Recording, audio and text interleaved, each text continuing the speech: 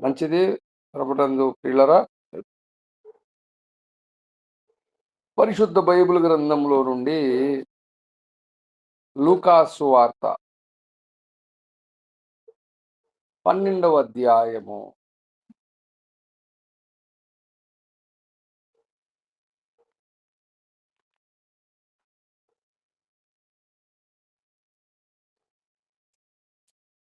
లూకా సువార్త 12వ అధ్యాయము 42వ వచనాన్ని నేనే చదువుతాను. మూలవాక్యం గనక మీరందరూ గమనించాలని ప్రభునామమున మనవి చేస్తూ ఉన్నాను. లూకా సువార్త 12వ అధ్యాయం 42వ వచనం.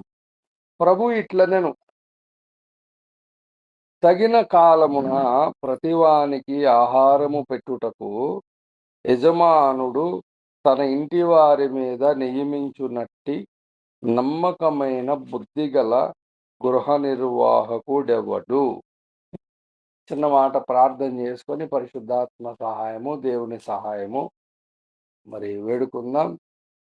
ప్రభునందు ప్రియులరా, మహాపరిశుద్ధుడు ప్రేమగల తండ్రి, నీ నామానికి స్తుతులు స్తోత్రాలు ప్రభువా. ఈ రాత్రికాల సమయంలో నీ మహాకృపను బట్టి, ప్రేమను బట్టి, కర్మేలు ప్రార్థనా శిబిరంలో మీరు నాతో మాతో మనందరితో మాట్లాడి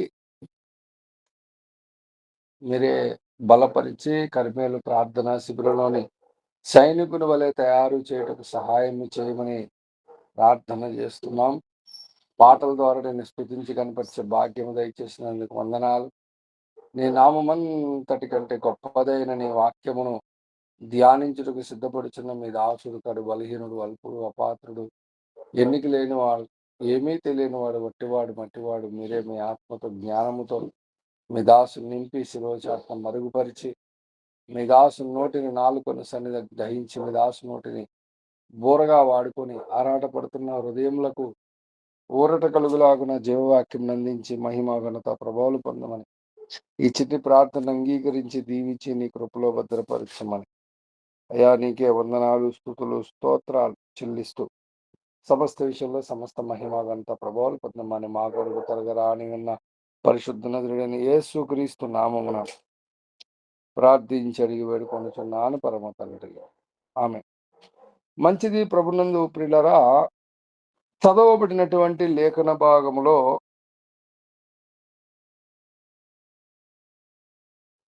తగిన కాలమున ప్రతివానికి ఆహారము పెట్టుటకు యజమానుడు తన ఇంటి వారి మీద నియమించునట్టి నమ్మకమైన బుద్ధిగల గృహ నిర్వాహకుడెవడు అని యేసు ప్రభు వారు భూమి మీద ఉన్నప్పుడు ఆయన ఒక క్వశ్చన్ మార్క్ తో అడుగుతా ఉన్నాడు. ప్రభునందు ప్రియులారా, ఎందుకంటే యేసు ప్రభు వారు ఆయన రాకడను గురించినటువంటి సంగతులను తెలియజేస్తూ ఉన్నాడు. రాకడను గురించినటువంటి సంగతులను తెలియజేస్తూ ఉన్నాడు. ఎందుకంటే మనము చూస్తే 30వ వచనం నుంచి చూస్తే, ఈ లోకపు జనులు వీటన్నిటినీ వెదుకుదురు, ఇవి మీకు కావలసినవని మీ తండ్రికి తెలియను. మీరైతే ఆయన రాజ్యమును వెదకుడి. చిన్నమంద భయపడకుడి, మీకు రాజ్యం అనుగ్రహించుటకు మీ తండ్రికి ఇష్టమై ఉన్నది. మీకు కలిగిన వాటిని అమ్మి ధర్మము చేయుడి.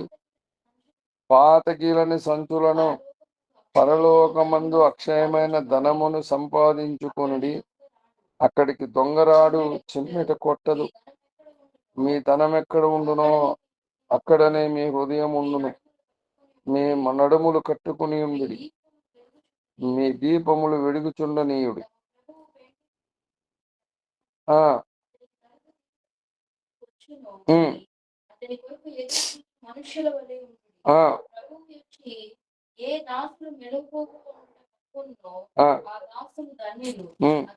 కట్టుకొని హ్మ్. వారిని భోజన పంక్తిని కూర్చుండపెట్టి హ్మ్. తానే వచ్చి వారికి ఉపచారం చేయునని హ్మ్. మీతో నిశ్చయముగా చెప్పుచున్నాను. ఆ! మరియు అతడు రెండవ జామున వచ్చినను, హ్మ్. మూడవ జామున వచ్చినను హ్మ్.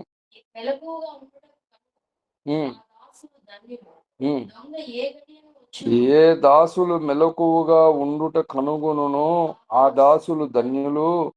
ఏ గడియ దొంగ ఏ గడియ వచ్చునో ఆ! మెలకువగా హ్మ్. తన ఇంటికి తాను హ్మ్. మీరు అనుకోని గడియలో వచ్చును కనుక హ్మ్. మీరు సిద్ధముగా ఉండుడని చెప్పాను. హ్మ్. అప్పుడు పేతురు, హ్మ్. ప్రభువా, హ్మ్. ఈ ఉపమానం మాతోనే చెప్పుచున్నావా?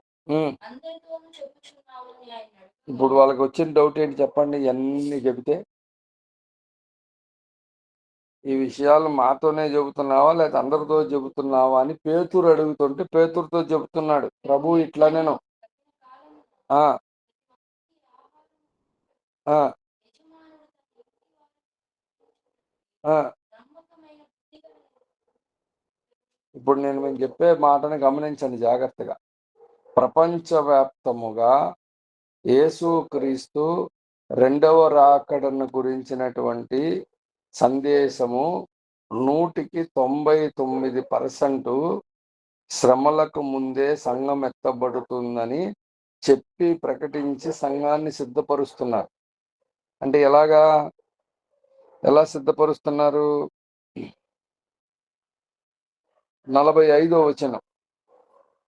వ్యక్తి ఆ! ఆ దాసుడు ఆ! యజమానుడు వచ్చి ఆ! దాసులను దాసీలను కొట్టి ఆ!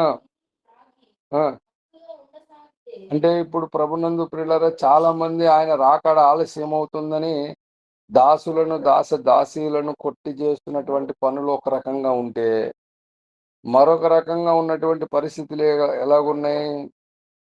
మరొక పరిస్థితులు ఎట్లా ఉన్నాయి? 47వ వచనం. తన యజమానుని చిత్తం తన ఎరిగి యజమానుని చిత్తమెరిగియుండుయు సిద్ధపడక సిద్ధపడక చొప్పున అతని చిత్తము చొప్పున జరిగింపకయుండు దాసునికి దాసునికి అనేకమైన దెబ్బలు తగులుతాయట. అంటే ఇప్పుడు నేను అడుగుతున్నా. ఇప్పుడు ఆయన వచ్చే విషయం వాళ్ళకి తెలుసా? తెలీదా? తన యజమానుని చిత్తం ఎరిగియుండియు తెలిసి గూడా అంటే ఎప్పుడు తెలిసింది వీళ్ళకి? 100కి 99 మంది 1980కి ముందు 1980కి ముందు 100కి 99 మంది రెండవ రాకడ శ్రమలకు ముందే ఎత్తబడుతుందని చెప్పారు. 1980లో దేవుడు ఓఫిరి గారిని దర్శించి ఆయన ద్వారా యుగాంతం అనే బుక్ రాపిచ్చి అది పబ్లిష్ చేసి పుస్తక రూపంలో బయటకు వచ్చిన తర్వాత ఆ బుక్కు బోల్డ్ మంది క్రైస్తవ పెద్దలకు అయ్యగారు ఇచ్చాడు, డిస్ట్రిబ్యూట్ చేశాడు. ఆ రోజు నుంచి ఈ రోజు వరకు కొన్ని వేల పుస్తకాలు ప్రింట్ అయ్యి విశ్వాసులకు, సేవకులకు వెళ్ళినాయి. వెళ్ళిన తర్వాత అది చదివిన తర్వాత అందులో ఉన్నటువంటి లేఖన సారాంశమైన సత్యమును బట్టి యేసు ప్రభువారు శ్రమలకు మధ్యలోనే వస్తాడనే సంగతి తెలిసింది. తెలిసినా సరే ఇప్పటి వరకు మేము చెప్పినటువంటి సమాచారం తప్పైపోతుందని తప్పని ఒప్పుకోవాల్సి వస్తుందని అహమ్ముతో చాలా మంది ఎరిగి ఉండి కూడా ఏం చేస్తున్నారు? సిద్ధపడక అతని చిత్తము చొప్పున జరిగింపక ఉండు దాసునికి అనేకమైన దెబ్బలు తగులుతాయట. అంటే ఇప్పుడు బుక్ రాసిన తర్వాత సమాచారం తెలిసిన తర్వాత ఇంకా దానికి విషయంలో సిద్ధపడనోళ్ళకి దెబ్బలు తగులుతాయి. అయితే 48 అయితే తెలియక దెబ్బలు తగిన ఆ కొద్ది దెబ్బలే తగులు. అంటే తెలియక కొంతమంది దెబ్బలకు తగిన పనులు అంటే కొంతమంది తెలియక రెండో రాకడ గురించి సిద్ధపడే విషయంలో చేసినటువంటి పనుల విషయంలో కొద్ది దెబ్బలే తగులుతాయి. ఎవనికి ఎక్కువగా ఇయ్యబడునో వాని యొద్ద ఎక్కువగా తీయజూతురు. మనుషులు ఎవనికి ఎక్కువగా అప్పగింతురో వాని యొద్ద ఎక్కువగా. కాబట్టి ప్రభునందు ప్రియులారా 1980కు ముందు ఎంతమంది సత్యము ఎరుగకపోయినా సరే వాళ్ళు చేసినటువంటి మరి రెండో రకం సిద్ధాంతం తప్పైనప్పుడు దేవుడు తన ప్రవక్తను పంపించి ఆ ప్రవక్త ద్వారా తెలియజేసినప్పుడు దాని విషయంలో కంపల్సరిగా సార్వత్రిక క్రీస్తు సంఘం అంతా ఏం చేయాలి? సిద్ధపడాలి, తెలుసుకోవాలి. ఇప్పటి వరకు 2024 వరకు 2024 వరకు తెలుగులోనే రెండవ రాకడను గురించినటువంటి సత్యము యుగాంతం అనే బుక్ ద్వారా వచ్చింది. ఇప్పుడు ద ప్రజెంట్ ఆఫ్ ఏజ్ అనే ఇంగ్లీష్ బుక్ ద్వారా ఇప్పుడు ప్రపంచంలోని 200 దేశాల్లోకి ఈ బుక్ వెళుతా ఉంది. మరి ఇప్పుడు ఆ ఇంగ్లీష్ బుక్ ద్వారా ఇప్పుడు ప్రపంచం మొత్తానికి దేవుడి సత్యం ప్రకటించబడుతుంది. అమెజాన్లో ఉంది. మరి ఆస్ట్రేలియాలో కొన్ని వందల పుస్తకాలు ఇతర దేశాల నుంచి వచ్చిన వాళ్ళకి పంచారు. ఇప్పుడు మేము దుబాయ్లో పంచాము. ఇలాగూ ప్రపంచ దేశాలకి ఈ బుక్స్ వెళ్తూ ఉన్నాయి. ఇప్పుడు ఇది ఎరిగినటువంటి తెలుసుకున్న వాళ్ళు ఖచ్చితంగా ఏం చేయాలి? ఈ రాకడకు సిద్ధపడాలి, వారికి ఇచ్చిన సంఘాలను సిద్ధపరచాలి. ఇది ఒక లెక్క.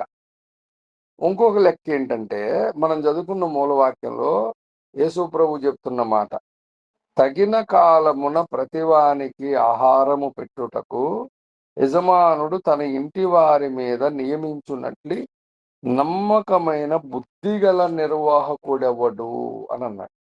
అంటే ఇప్పుడు తగిన కాలమునందు ప్రతివానికి ఆహారం పెట్టే బుద్ధిగల దాసుడెవరు, గృహ నిర్వాహకుడెవడు? చూడండి, అపోస్తుడైన పౌలు కొరింథీయులకు రాసినటువంటి మొదటి పత్రిక 3వ అధ్యాయము 9వ వచనములో సంఘమును గుర్చి ఒక మాట అన్నాడు. మేము దేవునికి జతపని వారమై ఉన్నాము, మీరు దేవుని వ్యవసాయమును దేవుని గృహమునై ఉన్నారు. అంటే ఇప్పుడు దేవుని గృహం ఎవరు? మీరు అన్నాడు. అంటే ఎవరు? సంఘము. సంఘము ఒక పొలము, సంఘము ఒక గృహము. ఈ గృహమునకు నిర్వాహకుడు ఎవడు? కొరింథీయులకు రాసిన మొదటి పత్రిక 4వ అధ్యాయము 1వ వచనం, ఇలాగున క్రీస్తు సేవకులమనియు దేవుని మర్మముల విషయములో గృహ నిర్వాహకులమనియు ప్రతి మనుషుడు మమ్మును భావింపవలెను, మరియు గృహ నిర్వాహకులలో ప్రతివాడును నమ్మకమైన వాడయుండుట అవశ్యమన్నాడు. అంటే ప్రభునందు ప్రియులరా, ఇప్పుడు దేవుడు ఒక గృహమునకు గృహ నిర్వాహకత్వపు పని అప్పగించాడు అనుకో, ఎలాగుండాలి? అతడు నమ్మకంగా ఉండాలి. ఎంత నమ్మకంగా ఉండాలి అంటే, ఎవరినైనా ఒక వ్యక్తిని బైబిల్లో నుంచి మీరు చూపించి పాయింట్ చూపించి చెప్పాలి ఎంత నమ్మకంగా ఉండాలి.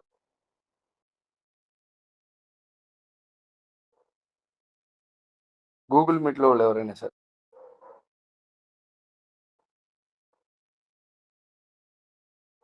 దేవుడే చెప్పగలిగేంత.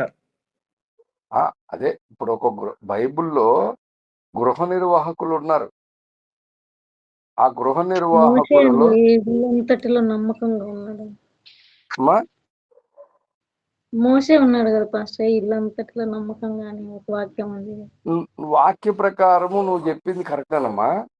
ఆ వాక్యం చెప్పిన తర్వాత ఏ మాట అయితే మోసే నా ఇల్లంతటిలో నమ్మకమైన వాడని చెప్పిన తర్వాత కొన్ని అధ్యాయాలు జరిగిన తర్వాత ఆ బండతో నువ్వు మాట్లాడు అని చెప్పినప్పుడు దేవుడు మోసే ఆ బండతో మాట్లాడడానికి బదులు ఇజ్రాయిలీలను అనరాని మాట, కాని మాట పలికి బండను మాట్లాడమంటే కొట్టాడు.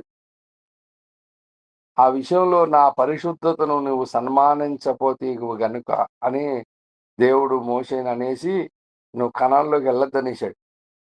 కాబట్టి మనం ఏం చేయాలంటే, నువ్వు సంఖ్యాకాండం 16 వరకు ఉన్నావు. ఇప్పుడు అది జరిగింది సంఖ్యాకాండం 20వ అధ్యాయంలో జరిగింది అది. కాబట్టి మొత్తము ఆలోచించి చెప్పాలి. ఇప్పుడు నేనేమన్నానంటే, దేవుని గృహ నిర్వాహకత్వమును గురించే కాదు, ఒక గృహ నిర్వాహకుడు నమ్మకమైన వాడై ఉండాలంటే ఎలాంటి నమ్మకము కావాలో అట్లాంటి నమ్మకము, అది భౌతికంగానైనా సరే పర్లేదు, దేవుని గృహ నిర్వాహకత్వమైనా పర్వాలేదు. తిమోతి గారు అయ్యారు. ఆహా, కాదు, దేవుని హృదయానుసారుడే. ఎవరైనా పర్లేదు, వ్యక్తి పేరు కావాలి, లేఖనం కావాలి. దావీదు దేవుని హృదయానుసారుడే. హృదయానుసారుడు కరెక్టే, కానీ గృహ నిర్వాహకత్వంలో నమ్మకమైన వాడై ఉండాలి. అంటే మన పాయింట్ సబ్జెక్ట్ గృహ నిర్వాహకత్వం కాబట్టి ఎంత నమ్మకంగా ఉండాలి అని అంటే యోసేపు ఎగ్జాక్ట్లీ కరెక్ట్. యోసేపు పాత నిబంధన కాలంలో పోతీఫర్ ఇంటి మీద ఉన్నటువంటి యోసేపుకి ఎంత గృహ నిర్వాహకత్వంలో నమ్మకమైన వాడిగా ఉన్నాడంటే, అతని ఎదురుకి ఒక సమస్య వచ్చింది. యజమానుని భార్యయే తనతో సైనించమని భయంకరంగా బలవంతం చేస్తుంటే కూడా అవకాశం ఉండి ఒకవేళ దానికి ఆయన ఒప్పుకుంటే అది బయటపడకుండా చూడగలిగేటువంటి పరిస్థితి అమ్మాయే చూసుకుంటది. కానీ ఆ పరిస్థితి వచ్చినా సరే తన పరిశుద్ధతను కాపాడుకున్నటకు యోసేపు గృహ నిర్వాహకత్వ విషయంలో ఆయన అన్న మాటలు ఏంటి ఒకసారి చదువుతారు ఎవరైనా? ఆదికాండము చదువు. ఆదికాండం 39వ అధ్యాయము 8వ వచనం నుంచి. అయితే అతడు ఒప్పక, నా యజమానుడు తనకు కలిగినదంతయు నా చేతికి అప్పగించెను కదా. నా వశమున తన ఇంటిలో ఏమి ఉన్నదో అతనికే తెలియదు. ఈ ఇంటిలో నాకంటే పైవాడు ఎవడూ లేడు. నీవు అతని భార్యమైనందున నిన్ను తప్ప మరి దేనిని నాకు అప్పగింపక ఉండలేదు. కాబట్టి నేనెట్లు ఇంత ఘోరమైన దుష్కార్యము చేసి దేవునికి విరోధముగా పాపం కట్టుకుందునని తన యజమాని భార్యతో అని. అది ప్రభునందు ప్రియులారా, చూడండి, యోసేపు తనకు వచ్చినటువంటి అవకాశము విషయంలో ఆయన ఆ కార్యముని ఎలాగించుతున్నాడు? ఇంత ఘోరమైన దుష్కార్యము చేసి నా దేవునికి విరోధంగా అంటున్నాడు, యజమానునికి కాదు. దేవునికి విరోధముగా పాపము కట్టుకుందునని తన భార్యతో అని. కాబట్టి ప్రభునందు ప్రియులారా, ఒక గృహ నిర్వాహకత్వపు పని అప్పగించినప్పుడు చాలా నమ్మకంగా ఉన్నవాడు యోసేపు. మనం మోషేని గురించి కూడా చెప్పుకోవచ్చు. కానీ చివరిలో ఇజ్రాయిలీలు విసిగించిన విసుగుదలకు ఆయన కాని మాట పలికాడని మరి కీర్తనల గ్రంథములో రాసి ఉంది.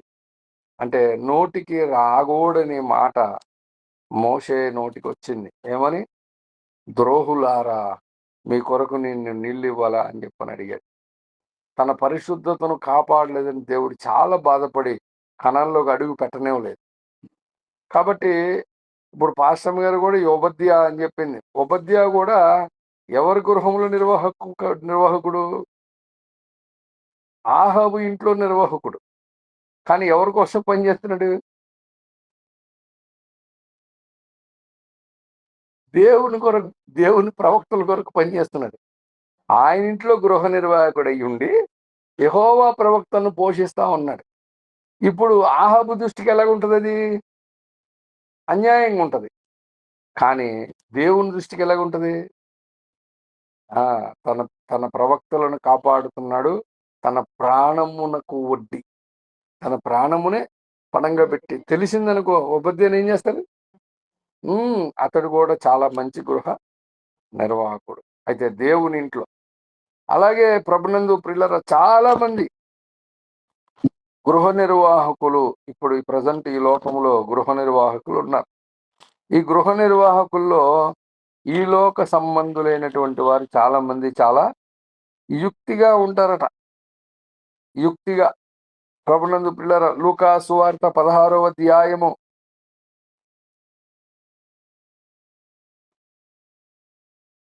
16వ అధ్యాయం మొదటి నుంచి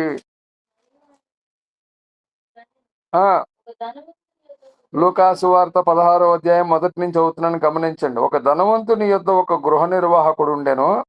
వాడు అతని ఆస్తి ఆ, అతని యుద్ధ వాని మీద నేరము ఆ, అతడు వాని పిలిపించి, ఉమ్, నిన్ను గూర్చి నేను వినుచున్న ఈ మాట ఏమిటి? ఆ, నీ గృహ నిర్వాహకునికి అప్పగించు. ఉమ్, నీవు ఇక మీదట గృహ నిర్వాహకునిపై ఉన్న వల్ల కాదని చెప్పాను. ఆ, ఆ గృహ నిర్వాహకుడు తనతో తాను, నా యజమానునికి గృహ నిర్వాహకుని కనుక ఆ, నేనేమి చేతును? ఆ, త్రవ్వలేను, ఆ, భిక్షమెత్తి సిగ్గుపడుచున్నాను. ఆ, నన్ను ఈ గృహ నిర్వాహకులతో పని నుండి తొలగించినప్పుడు ఉమ్, వారు నన్ను తమ ఇళ్ళలో ఆ, ఏమి చేయవలెనో నాకు తెలియదనుకొని ఉమ్, తన యజమానుని రుణస్థులలో ఒక్కొక్కరిని పిలిపించి, ఆ, నీవు నా యజమానునికి ఎంత ఆ, వాడు 100 మణుగుల నూనె చెప్పగా, ఆ, నీవు ఈ చీటీ తీసుకొని త్వరగా పూర్తి ఆ, 70 మణుగులను వ్రాసి ఆ, తరువాత వాడు, నీవు ఎంత అర్జించావు మరొకరిని అడగగా, ఆ, వాడు 100 తూములు గోధుమలని చెప్పినప్పుడు ఉమ్, వాడు నీ చీటీ తీసుకొని ఉమ్, 80 తూములను రాసుకోమని చెప్పాను. ఉమ్, అన్యాయస్తులైన ఆ గృహ నిర్వాహకుడు యుక్తిగా నడుచుకునేనని ఉమ్, వారి యజమానుడు వారిని మెచ్చుకొనెను. ఉమ్, వెలుగు సంబంధుల కంటే ఉమ్, ఈ లోక సంబంధులు ఆ. తమ తరమును బట్టి చూడగా యుక్తిపరులై ఉన్నారు. అంటే ఇప్పుడు ఈ గృహ నిర్వాహకుడు అన్యాయంగా ఉన్నాడా, న్యాయంగా ఉన్నాడా? తన యజమానునికి అన్యాయం చేస్తున్నాడు. కానీ స్వార్థపరుడు. ఈ ఉద్యోగుల నుంచి పీకేస్తే రేపు పొద్దున్న నన్ను మిగతా వాళ్ళు నన్ను తమ ఇండ్లలోనికి చేర్చుకోవాలని తన యజమానునికి బాకీ ఉన్న వాళ్ళందరినీ పిలిచి ఏం చేస్తున్నాడు? తక్కువ తక్కువ తక్కువ తక్కువ రాయించేస్తున్నాడు. ఎందుకు? తను రేపొద్దున వాళ్ళందరూ తనని వాళ్ళ ఇండ్లలో చేర్చుకోవాలని.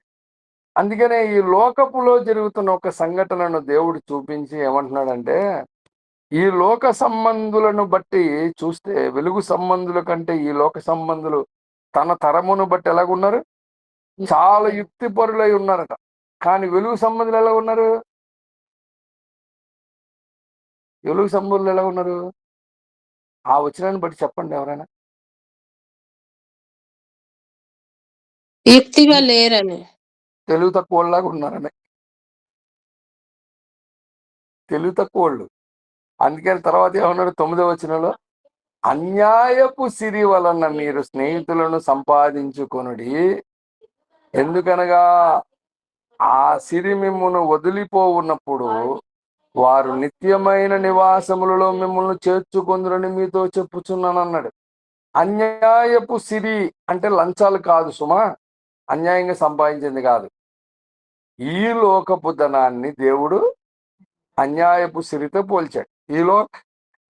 ఈ లోకంలో నీకు లక్షలు ఉండొచ్చు, పొలాలు ఉండొచ్చు, ఇళ్ళు ఉండొచ్చు, అవన్నీ దేవుని దృష్టికి అన్యాయపు సిరి. ఇంకోటి ఉంది, సత్యమైన ధనం ఉంది ఒకటి. అది ఎక్కడుంది? పరలోకంలో ఉంది. ఈ అన్యాయపు సిరి విషయంలో నమ్మకంగా లేకపోతే సత్యమైన ధనము మీకు ఎవడు వశము చేయనన్నాడు కింద. అయితే ఇప్పుడు ఈ వచనం గురించి చెప్తానేనండి. అన్యాయపు సిరి వలన మీరేం చేయాలంటే స్నేహితులను సంపాదించుకోవాలంట. ఎందుకంటే రేపు పొద్దున్న ఈ సిరి వదిలిపోయినప్పుడంట మీకేం కలుగుద్ది? ఈ సిరి వదిలిపోయినప్పుడు మీకేం కలుగుద్ది? తమని వాళ్ళు నిత్యమైన నివాసములో మిమ్మల్ని చేర్చుకుంటారట. నిత్యమైన నివాసాలు ఎక్కడున్నాయి?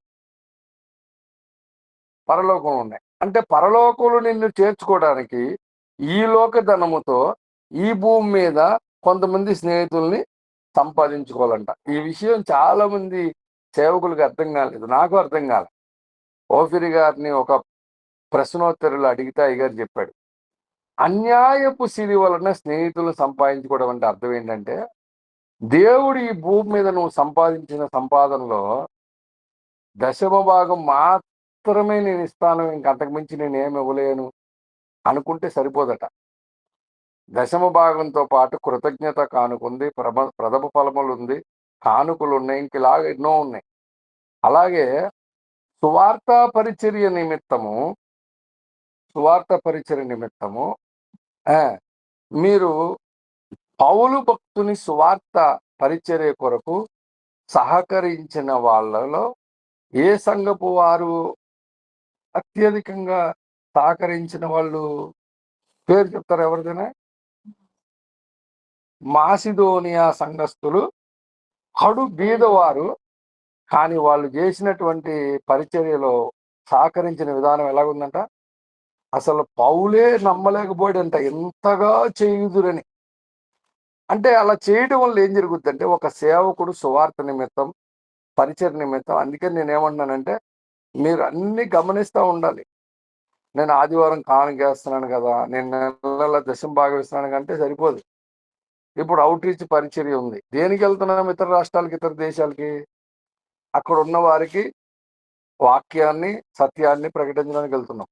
వెళ్తున్నప్పుడు మీరు సహకారులుగా నిలబడ్డారనుకోండి, అంటే ఆ పరిచర్య నిమిత్తం సపరేట్గా నువ్వు ఒక కానుక ఇచ్చావనుకోండి, ఆ డబ్బులతో ఇప్పుడు సేవకుడు ఆ ప్రాంతానికి, వేరే ప్రాంతానికి వెళ్ళి సువార్త చెప్పి సత్యం చెప్పినప్పుడు, అక్కడ ఎవరైనా వాక్యం విని రక్షణ పొందిన, వాక్యం విని సత్యంలోకి వచ్చిన వాళ్ళు ఈ భూమి విడిచి పరలోకానికి వెళ్ళినప్పుడు, అయ్యా మేము ఇలాగ పరలోకానికి రావడానికి, ఇంత ఉన్నతమైన స్థితిలో ఉండడానికి కారకులు ఎవరని దేవుడిని అడుగుతారట వాళ్ళు. అడిగినప్పుడు దేవుడు చెప్తాడంట, పలానా పాస్టర్ గారు మీ దగ్గరికి వాక్యం చెప్పడానికి వచ్చాడు కదా, ఆ పాస్టర్ గారు చెప్పిన వాక్యమును బట్టి మీరు రక్షణ పొందారు, వాక్యాన్ని బట్టి సత్యంలోకి వచ్చారు, కానీ ఆ పాస్టర్ గారి మీ దగ్గరికి రావడానికి సహకరించిన కొంతమంది ఉన్నారు. వాళ్ళు మీ స్నేహితులు. అంటే ప్రభు మరి వాళ్ళు వచ్చారా పరలోకం అంటే, ఇంకా రాలేదు, ఇంకా భూమి మీద ఉన్నారంటే, అవునా అని చెప్పని పరలోకంలో ఈ రక్షణ పొందిన, సత్యం పొందినటువంటి వాళ్ళు మన కోసం ఎదురు చూస్తారట. ఎదురు చూసినప్పుడు పరలోకంలో వాళ్ళు ఉన్నటువంటి ఆ స్థాయిలోకి మనము ఆ లోకానికి వెళ్ళినప్పుడు, మన ధరము చేత, ఈ అన్యాయపు సిరి చేత పాస్టర్ గారిని పంపించి సేవ జరిగించినప్పుడు, దాని ద్వారా రక్షణ పొందిన విశ్వాసులు మీకు స్నేహితులై మీరు అక్కడికి వెళ్ళినప్పుడు, బ్రదర్ ప్రైజ్ లార్డ్ బ్రదర్ అని చెప్పానంటే, ఎవరినైనా నువ్వు నాకు తెలీదు, ఏ ఊరినిది అని అంటే, నేను మీకు తెలియదు బ్రదర్, మీరు పాస్టర్ గారికి డబ్బులు ఇచ్చి సేవ కొరకు సహకరించి సువార్త పని నిమిత్తం, అవుట్ రీచ్ నిమిత్తం సత్యం ప్రకటించడానికి పంపారు కదా, ఆయన వచ్చి మా ప్రాంతంలో చెప్పినప్పుడు మేము విని రక్షణ పొంది పరలోకం వచ్చాము, మేము ప్రభువుని అడిగాము దీనికి కారకులు ఎవరని. పాస్టర్ గారు అనుకున్నాం మేము, కానీ ఆ పాస్టర్ గారిని పంపినటువంటి మీరని నాకు తెలిసిన తర్వాత, మా ఇంట్లో మిమ్మల్ని చేర్చుకోవడానికి నేను ఎదురు చూస్తున్నానని నిన్ను తీసుకుని నిత్య నివాసంలోకి చేర్చుకుంటారట. ఇంత గొప్ప భాగ్యము 16వ అధ్యాయం లూకాసు వార్త 9వ వచనంలో ఉంది. అందుకనే ఏమన్నాడు 10వ వచనంలో, మిక్కిలి కొంచెములో నమ్మకంగా ఉండేవాడు ఎక్కువలోనూ నమ్మకంగా ఉండడు, మిక్కిలి కొంచెములో అన్యాయంగా ఉండేవాడు ఎక్కువలో కూడా అన్యాయం ఉండు. 11.